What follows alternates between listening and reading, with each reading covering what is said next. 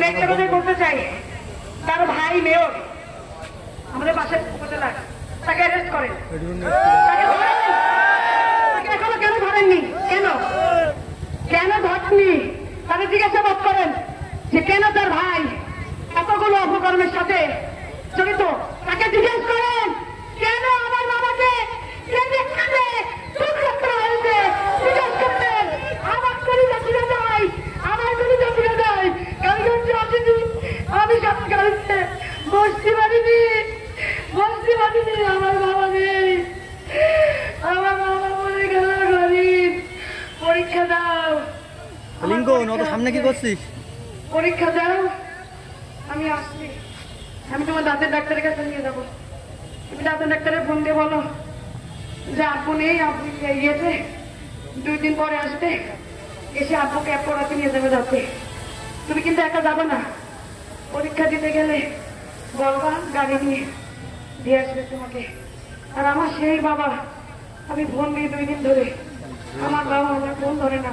Last সে আমার সাথে 6 minute video কলে কথা বলছে, হাসতে হাসতে।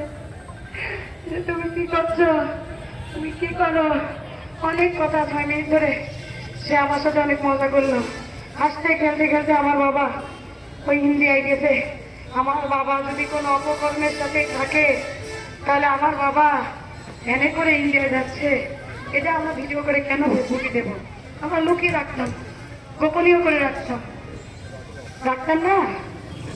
কালীগঞ্জের মানুষ শোনেন, আপনারা যেসব সাংবাদিক ভাইয়েরা যেসব নিউজ করছেন, একটু কালীগঞ্জে আসেন, দয়া করে অনুরোধ। আমার বাবা তো মেরেই ফেলেছে, আমার বাবা তো আমি ফিরে পাবো না। আপনারা আসেন, এসে দেখে যান। কালীগঞ্জে জানুন, সাধারণ মানুষ বলবে সে প্রত্যেকটা মানুষের সাথে একই সম্পর্ক ছিল। সে হাজার হাজার মানুষের, 14-15 হাজার মানুষের জানাজার নামাজ পড়েছে। তার বিগত দিনের প্রিভিয়াস নিউজও আছে যে জানাজা পড়া এমপি, সেই এমপির আজকে জানাজা হচ্ছে না। এক টুকরো মানুষও আমি পাইনি। আমি ভেবেছিলাম, যখন শুনেছি আমার বাবা নেই,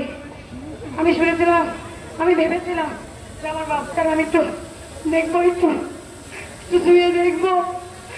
কত কষ্ট দিয়েছে, এত কষ্ট আমি সহ্য করতে কি করে?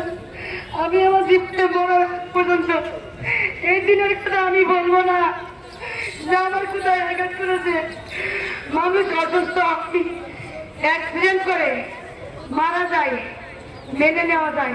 উপর আল্লাহ পাঠিয়েছে, জন্ম মৃত্যু আছে, মানুষের মৃত্যু হবে কি করে, কিন্তু এভাবে একটা তাজা প্রাণ কিভাবে তারা মেরে টুকরো টুকরো করে? আপনারা কালীগঞ্জবাসী, কালীগঞ্জের মানুষের নয়নের মণি ছিল সে, আপনারা বিচার করেন।